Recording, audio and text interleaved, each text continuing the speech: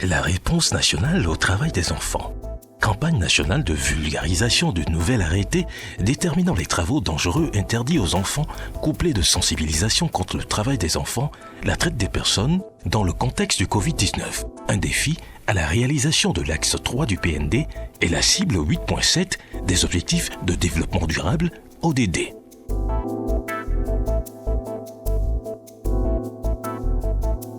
Il y en a des gens parmi nous qui partent au marché, au grand marché. Il y en a des filles, les filles qui sont là, il y en a les filles qui partent au grand marché pour vendre piota, pour aider les gens, des transports, des tours, des bagages. Moi, à peu près, c'est assez bagages que je fais avec mes amis. C'est assez bagages qu'on fait. On aide les gens à faire des travaux domestiques, des tout. C'est là que nous restons ici, c'est notre territoire. Nous sommes trop dans la souffrance, mais c'est à cause de nos histoires que nous sommes venus rester ici. Si quelqu'un peut nous aider, ou bien on peut nous aider pour nous faire sortir dans nos souffrances, il y en a des filles qui sont enceintes parmi nous, ils souffrent. On est comme famille ici. Il y en a des filles parmi nous. À peu près, on est à peu près des trentaines et quelques.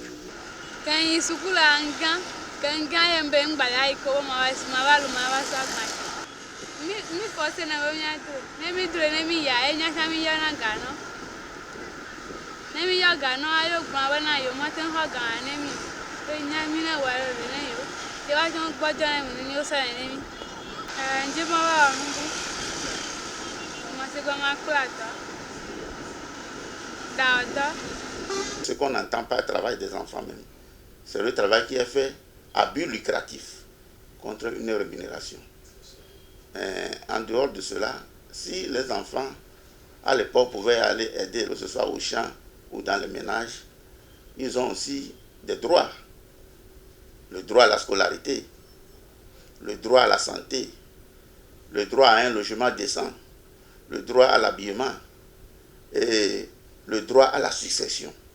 L'enfant se lève très tôt, peut-être 3 heures certains, 3 heures, 4 heures, et ne peut se coucher qu'aux environs de 23 heures. Vous voyez déjà les longues heures de travail qu'ils font, c'est le commun. Mais d'autres, au lieu de ça, on ne les paie pas. Vous savez, comme ils ne signent pas des contrats, il n'y a pas de contrat écrit. Donc, ce que les employeurs veulent, ils font d'eux. Ils peuvent les licencier comme ils veulent. Ceux qui arrivent des fois à payer, pour profiter de l'enfant, lorsque l'enfant veut quitter, ils essaient de dire, vous avez brisé ceci, vous avez cassé ceci durant votre séjour, vous avez volé ceci, et en fin de compte, on enlève tout, on déduit tout, et l'enfant se retrouve peut-être avec 10 000 ou 15 000 après avoir passé 3 ans ou 4 ans chez un employeur. Voilà des choses dont... Mais certains aussi les battent. Et ça, c'est encore grave. Des violences physiques. On bat les enfants, on les brûle. Nous avons eu des cas où les gens pris de cuillères qu'ils ont mis dans le feu, ils ont plaqué ça sur le dos de l'enfant. L'enfant domestique est allé s'asseoir sur le fauteuil de la maison parce qu'on l'a surpris assis dans le fauteuil du patron. On a brûlé ses fesses pour lui montrer que demain, quand il va se rappeler, il ne le fera plus jamais. Et puis encore, les viols. Les enfants domestiques, des fois, deviennent l'objet sexuel de tout le monde dans la maison. Le père, les enfants, d'autres domestiques, par exemple, ceux qui ont des blanchisseurs, des chauffeurs, tout ça là, ces enfants deviennent des objets sexuels de la part dans ces maisons où ils travaillent. Voilà quelques... Je ne dis pas que c'est tout, mais vraiment c'est les plus criards. Et qu'il y a des preuves qu'on peut montrer que ces enfants vraiment subissent des violences de toute forme. Je ne parle pas des violences verbales, mais les violences physiques, elles sont énormes et terribles. Quand vous voyez des fois, vous ne pouvez pas imaginer que c'est des êtres humains qui font ça sur des êtres faibles.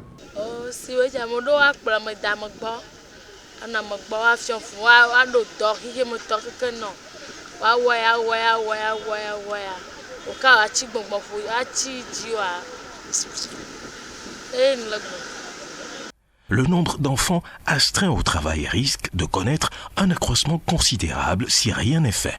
On estime qu'une augmentation du taux de pauvreté de 1% dans certains pays pourrait entraîner une augmentation de moins 0,7% du travail des enfants.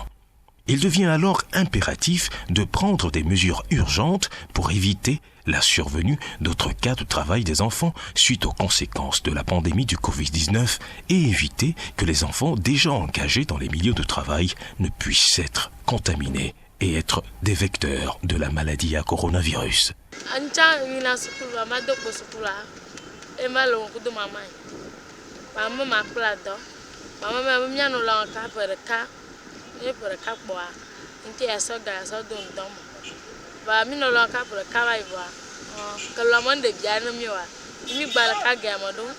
Afin d'éliminer les pires formes du travail des enfants, le gouvernement, par le biais du ministère chargé du Travail, renforce le cadre stratégique et législatif par l'adoption en février 2020 d'un nouveau plan d'action national de lutte contre les pires formes de travail des enfants pour la période 2020-2024 et la prise d'un nouvel arrêté le 22 mai 2020 déterminant les travaux dangereux interdits aux enfants.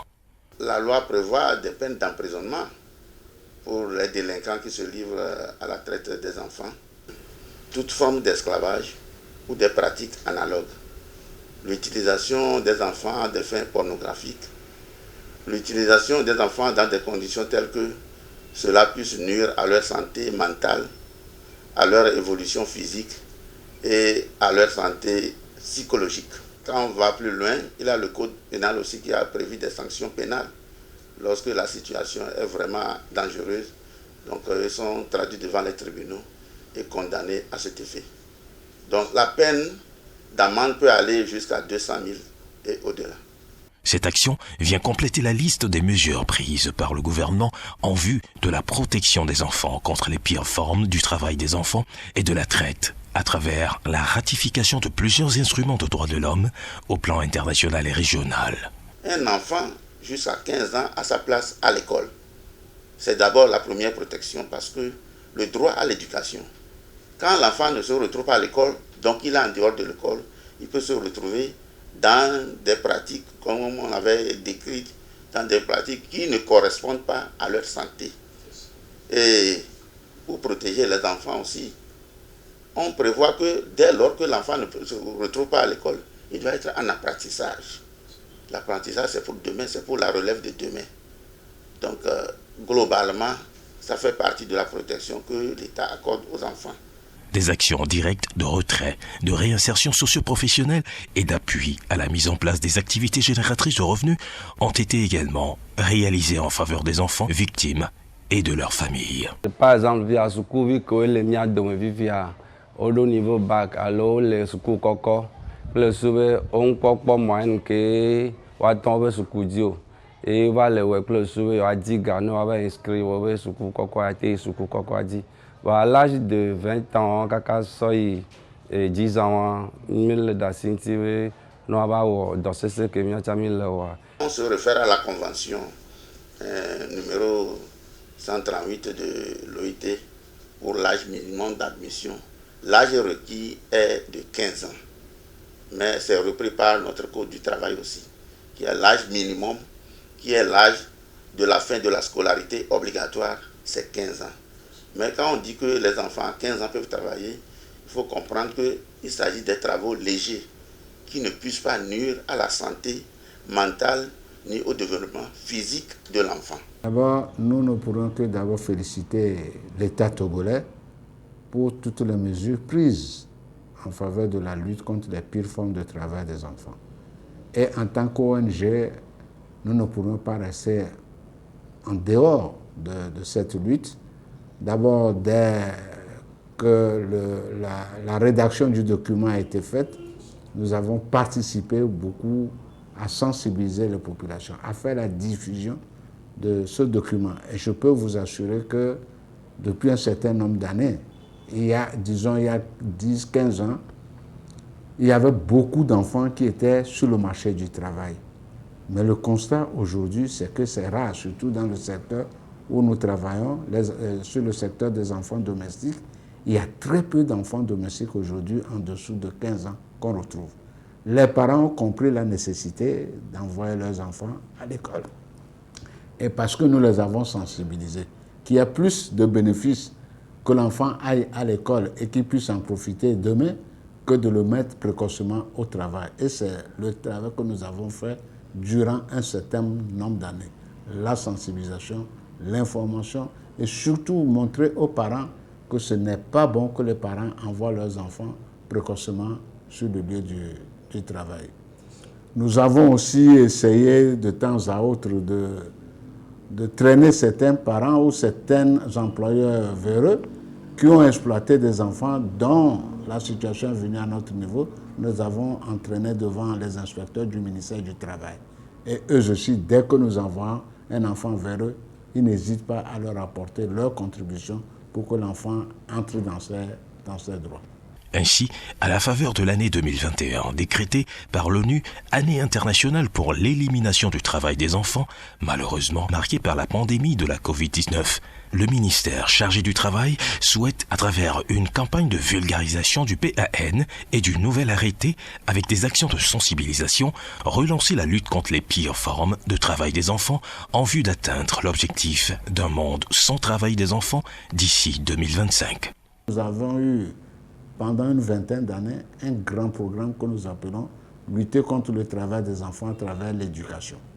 Donc, nous avons surtout dans la préfecture de Wawa, la préfecture d'Akebou, dans la préfecture de Lavé, nous donnons des fournitures scolaires en début d'année à un grand nombre d'enfants. Nous essayons aussi de former les enfants qui ne peuvent plus aller à l'école.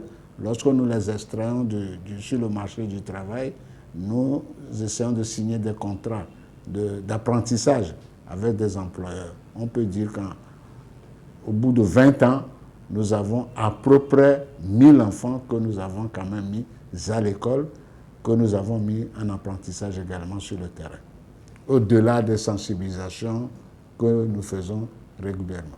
Il y a un mécanisme qui permet à la police des frontières de détecter ceux qui font passer ces enfants à travers les frontières.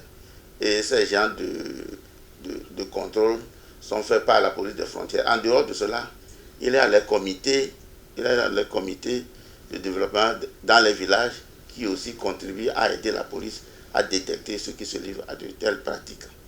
Mais je voudrais aller plus loin pour dire que les services des inspections, au cours de leur contrôle, aussi détectent des enfants qui ne sont pas en âge de travailler et qui sont livrés à de telles pratiques.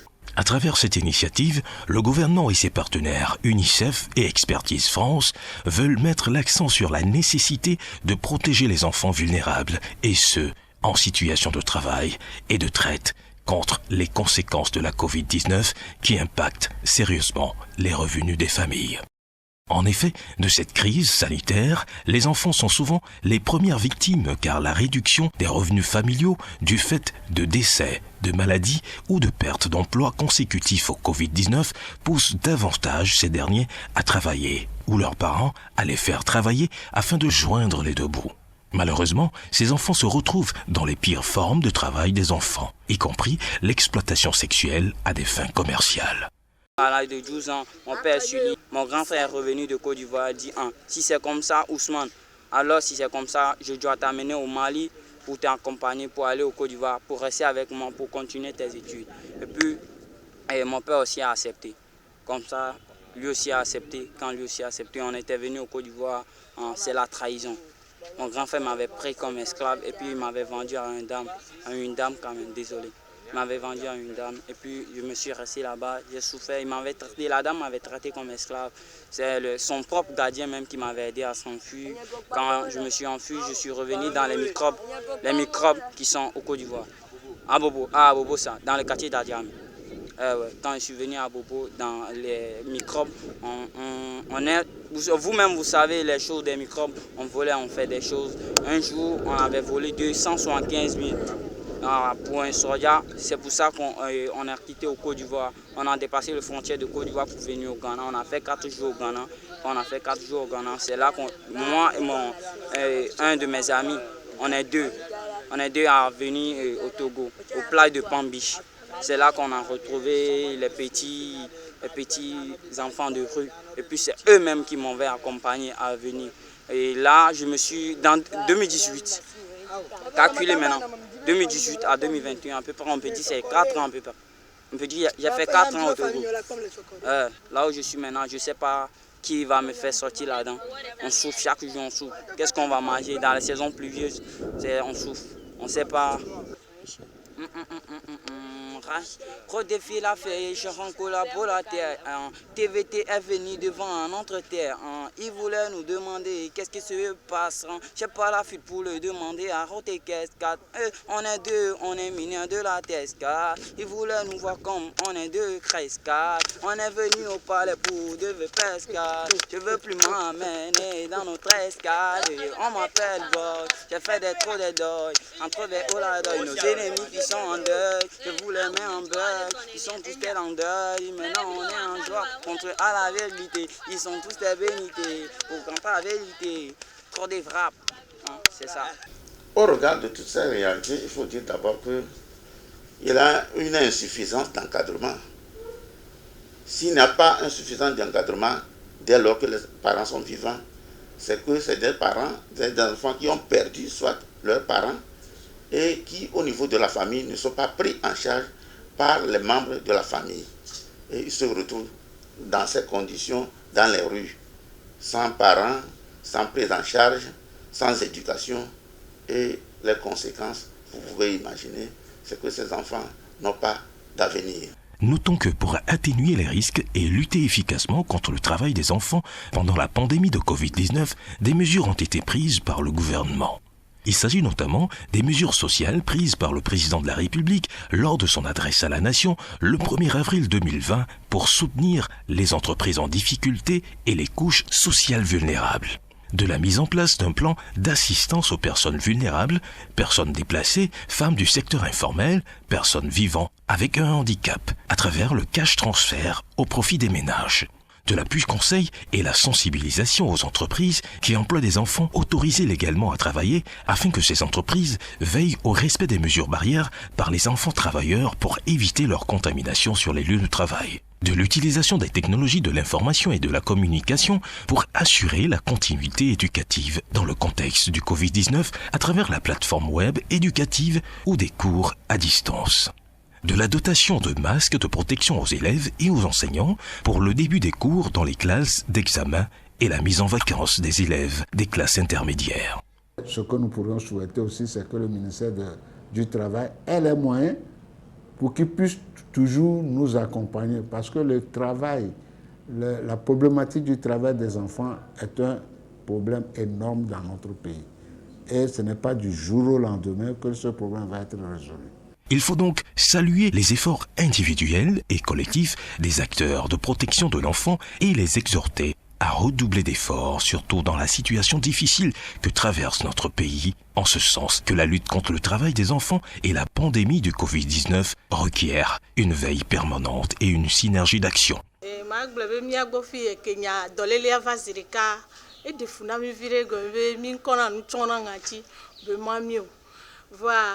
Que mi va bébé élevé viré nous béni mi ako blé mi ba gbeta mi o de siare ami se me di kashine ye mi chone ke ngbo mi ado pa me a e mi ba si plolo asito chon pegbo mer pegbo o ma kashine na mi a de vieux groupe solidaire en to chon mi on to mi to kashine mi ma la siame ye e chino na gbo anu asikro nu de siare de na nyonu association o pegbo be etile no gowe asito pegbo odo soja vio ke le gilet me o pene gbo ne nyonu o mete kuti o cha on to kuna chi adona go amenami ye ono na moanu suive na mi be kpo ame dodo o klasia kashine o klasia kashine ye de vio cha to wo be agba de ano cho kashine de na funo cha mi be nu fofofu no ple egbogbo no jiejia webe ochon yeji mi agbo egbebe kashine ku a respecter mesures barrières angbanye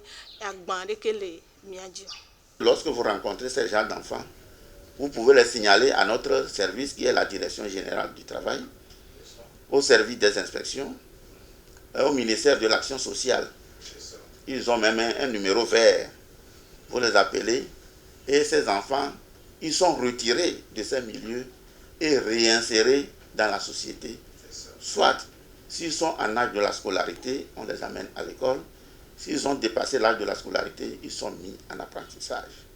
Il avait un programme pour ça à la Direction générale du travail, programme de réinsertion des enfants, où on a procédé à la détection ou à la réinsertion de plusieurs enfants qui sont mis soit à l'école ou en apprentissage. Les acteurs de première ligne et toute la population sont invités à se mobiliser pour participer activement aux activités prévues dans le cadre de cette campagne. Il s'agit notamment des tables rondes, des séances de sensibilisation, des reportages et messages audio et des émissions radio-télévisées. Lorsque vous travaillez et que vous ne communiquez pas, on ne peut pas savoir ce que vous faites. Cette initiative me réjouit à plus d'un titre. Tout d'abord, ça permettra que les gens sachent que ces enfants, quand même, les gens sont à l'écoute de ces enfants.